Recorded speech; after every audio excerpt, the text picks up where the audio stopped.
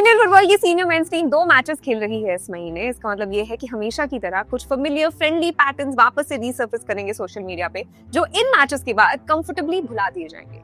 Number 1 on the list is the Rona Dhona over OCIs and POIs. Why don't we allow our POIs and OCIs to play in our national football team? Well, the rule exists not just in Indian football. अगर आपको India में किसी भी Olympic sport में खेलना है तो आपको इंडिया का पासपोर्ट होना जरूरी है। It's the law of the land.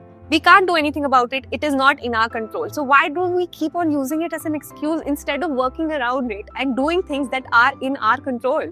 Number 2, who will be the next Sunil Chhetri?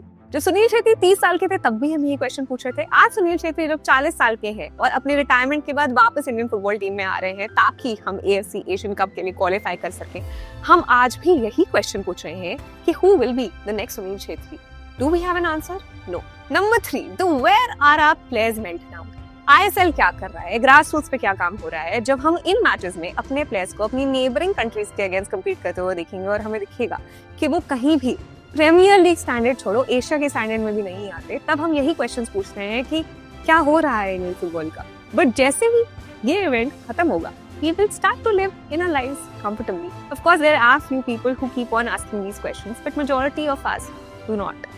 For the little time I've been following Indian football, repeatedly, tournament after tournament, we are discussing the same thing instead of working around things that can be done.